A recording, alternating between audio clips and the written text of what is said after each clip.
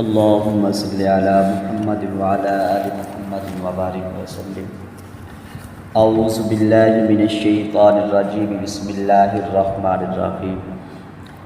ربنا وابعث فیہم رسولا منہم یتلو علیہم آیاتک ویعلمہم الکتاب والحکمۃ ویزکیہم انک انت العزیز الحکیم. صدق اللہ العظیم. حضرت ابراہیم علیہ السلام کا واقعہ بیان ہو رہا تھا کہ بیت اللہ تعمیر کرنے کے بعد انہوں نے دعا فرمائی تھی کہ ربنا وبعث فیہم رسولا منہم، کہ اے ہمارے رب اس میں اب تو بھیج ایک رسول منہم، ان میں انہی میں سے ہو. یتلو علیہم، ان کے کام کیا ہوں گے؟ یتلو علیہم، وہ تلاوت کریں ان پر آیات کا، آپ کی آیات کی، آپ کی کتاب کی. ویعلمہم الکتاب، اور ان کو کتاب کی تعلیم دیں. والحکمہ، اور حکمت سکھائیں. ویزکیہم، اور ان کا تزکیہ کریں. تو حضرت ابراہیم علیہ السلام نے دعا میں رسول کے لیے دعا کی اور اس رسول کے لیے 4 چیزیں مانگی. ایک یتلو علیہم آیات کا، دوسرا ویعلمہم الکتاب والحکمت ویزکیہم. تو آپ صلی اللہ علیہ وسلم کے ذمہ یہ 4 فرض تھے. پہلا جو فرض تھا کہ قرآن مجید پڑھ کے سنانا، لوگوں کو قرآن مجید سکھانا.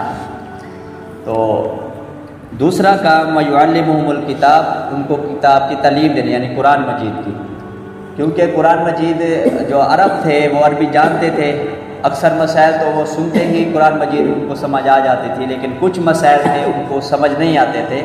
تو آپ صلی اللہ علیہ وسلم پھر ان کی تشریح تفصیل بتا دیتے. جیسے حدیث میں آتا ہے کہ 5ویں پارے میں آیت ہے وَمَن يَعْمَلْ سُوءًا يُجْزَ بِهِ، کہ جو بھی کوئی برا عمل کرے گا تو اس کو اس کا بدلہ دیا جائے گا. تو جب یہ آیت نازل ہوئی تو حضرت ابوبکر صدیق رضی اللہ تعالیٰ عنہ نے فرمایا کہ یا رسول اللہ صلی اللہ علیہ وسلم، کہ پھر تو اس سے ہم میں سے کوئی بھی نہیں بچے گا.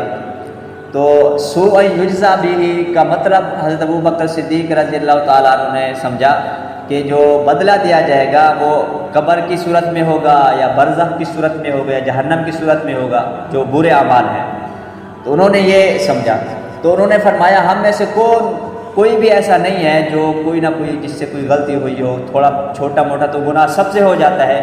جو معصوم ہوتے ہیں وہ تو انبیاء کی جماعت ہے، اللہ تعالیٰ ان کو گناہوں سے محفوظ رکھتے ہیں، ان سے گناہ نہیں ہوتا. لیکن جو صحابہ کی جماعت ہے ان سے تو چھوٹی موٹی غلطیاں ہو ہی جاتی ہیں. تو اس کا مطلب ہے ہم سب پہلے یا تو ہمیں قبر میں عذاب ملے گا چھوٹی موٹی غلطیوں کی وجہ سے، یا برزخ میں یا جہنم میں، پھر ہم جنت میں جائیں گے. تو اس کی پھر آپ صلی اللہ علیہ وسلم نے اس آیت کی تشریح بیان فرما دی کہ میں یجزا بہ کا مطلب ہے کہ بدلہ دیا جائے گا. ضروری نہیں ہے کہ قبر کے اندر عذاب ملے، برزخ کے اندر عذاب ملے، جہنم میں عذاب ملے، بلکہ دنیا کے اندر بھی بسا اوقات اس کا بدلہ دے دیا جاتا ہے. چھوٹا موٹا گناہ ہوتا ہے اللہ تعالیٰ اس کا بدلہ دنیا میں دے دیتے ہیں. مثال کے طور پہ آدمی کو بخار آتا ہے تو یہ بھی گناہوں کا کفارہ ہے. اس کے بدلے جو چھوٹے موٹے گناہ ہوتے ہیں بخار کی وجہ سے وہ گناہ معاف ہو جاتے ہیں. سر درد ہوتا ہے، کمر درد ہوتا ہے، جسم میں درد ہوتا ہے، کوئی بھی تکلیف کوئی بھی پریشانی دنیا میں آتی ہے، چاہے مال کی وجہ سے ہے، غربت کی وجہ سے ہے، تو یہ گناہوں کا کفارہ بن جاتی ہے. علماء نے لکھا ہے کہ اگر کسی آدمی کو کانٹا چبھتا ہے تو یہ بھی کسی نہ کسی گناہ کا کفارہ ہوتا ہے. آگے لکھا ہے کہ یہ جو چونٹی ہوتی ہے قبیلی، چونٹی بھی اگر کاٹ لے یہ بھی کسی نہ کسی گناہ کا کفارہ بن جاتی ہے. جو تھوڑی بہت تکلیف ہوتی ہے انسان کو چونٹی کے کاٹنے سے، تو یہ کسی نہ کسی گناہ کا کفارہ بن جاتی ہے. تو اب صحابہ کرام کو اکثر تو مسائل قرآن سنتے ہی سمجھ آ جاتے تھے، لیکن کچھ مسائل ایسے بھی تھے سمجھ نہیں آتے تھے. تو جس کو حضور صلی اللہ علیہ وسلم سمجھاتے تھے اس آیت کا، تو اسی کو بیان فرمایا. ایک تو یتلو علیہم آیات کا، ان کے اوپر جو آیات ہیں اللہ تعالیٰ کی وہ پڑھ کر سنیں، تلاوت کر کے ان کو سنیں. دوسرا کام ویعلمہم الکتاب، پھر ان کو کتاب کی تعلیم بھی دیں، یعنی ان کو کتاب سمجھائیں بھی صحیح. تو یہ بہت بڑا قرآن کا سیکھنا اور قرآن کا سمجھنا سمجھانا یہ بہت اعلیٰ کام ہے.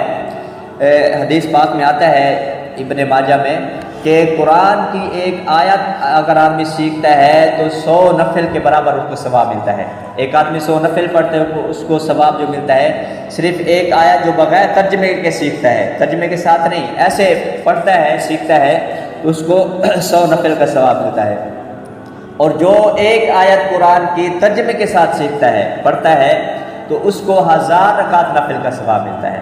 تو قرآن مجید کا پڑھنا اور سیکھنا اور پڑھانا یہ بہت اعلیٰ کام ہے، اسی لیے جتنے بھی مرد اور عورتیں ہیں ان کے لیے ضروری ہے کہ وہ قرآن کو پڑھیں اور پڑھنا بھی سیکھیں اور اس کو سمجھنا بھی سیکھیں۔ تیسرا کام الحکمہ، اور حکمت یعنی آپ صلی اللہ علیہ وسلم جو حدیث بیان فرماتے تھے، اکثر باتیں تو سمجھ آ جاتی تھی صحابہ کو، لیکن کچھ باتیں تھیں وہ سمجھ نہیں آتی تھی، پھر آپ صلی اللہ علیہ وسلم اس کو سمجھاتے۔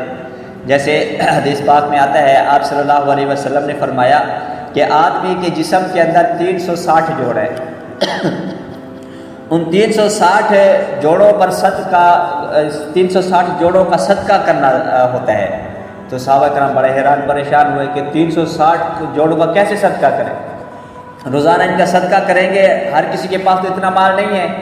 اب صحابہ کرام نے صدقے کا مطلب مال سمجھا ہے کہ صدقہ صرف مال کو کہتے ہیں، اس پہ پھر آپ صلی اللہ علیہ وسلم نے بتا دیا کہ ہر آدمی صدقہ کر سکتا ہے، اور صدقے کے لیے مال کی ضرورت نہیں ہے، بلکہ جو آدمی اللہ اکبر کہتا ہے یہ بھی ایک صدقہ ہے، سبحان اللہ پڑھتا ہے یہ بھی صدقہ ہے، الحمدللہ پڑھتا ہے یہ بھی صدقہ ہے، لا الہ الا اللہ پڑھتا ہے یہ بھی صدقہ ہے، کوئی بھی نیکی کرتا ہے یہ صدقہ ہوتی ہے۔ ضروری نہیں ہے کہ آدمی کے پاس مال ہو اور اس مال میں سے صدقہ کرے، اس کو صدقہ وہ بھی صدقہ ہے، لیکن دوسرے جو نیکیاں ہیں یہ بھی صدقہ ہے۔ مثال کے طور پہ ہم جا رہے ہوتے ہیں، راستے پہ کوئی ایسی چیز پڑی ہوتی ہے جو انسانوں کو جس سے تکلیف ہوتی ہے، اس کو آدمی ہٹا دیتا ہے، یا کوئی آدمی آتا ہے راستہ پوچھتا ہے، آدمی اس کو راستہ بتا دیتا ہے کہ اس طرف جانا ہے، جو اس کو وہاں پہنچا دیتا ہے، خود پہنچا کے آتا ہے، یہ بھی ایک صدقہ ہے۔ تو آپ صلی اللہ علیہ وسلم نے یہاں صدقے کا مطلب بتا دیا۔ اسی طرح حدیث پاک میں آتا ہے کہ جو آدمی یہ کہتا ہے کہ روزانہ کہ میں اپنے جو 360 جوڑ ہے جسم میں اس کا صدقہ ادا کرتا رہوں، تو وہ چاشت کی نماز پڑھے۔ چاشت کی نماز پڑھنے سے ایک بار 360 جوڑوں کا جو ہے صدقہ وہ اتر جاتا ہے۔ چاشت کی نماز یہ جب سورج طلوع ہو جاتا ہے اس کے 1 گھنٹہ 1.5 گھنٹہ بعد شروع ہوتی ہے، اس کے 4 رکعت آدمی پڑھ سکتا ہے، 8 رکعت پڑھ سکتا ہے، 2 رکعت بھی پڑھ لے تو چاشت کی نماز ہو جاتی ہے۔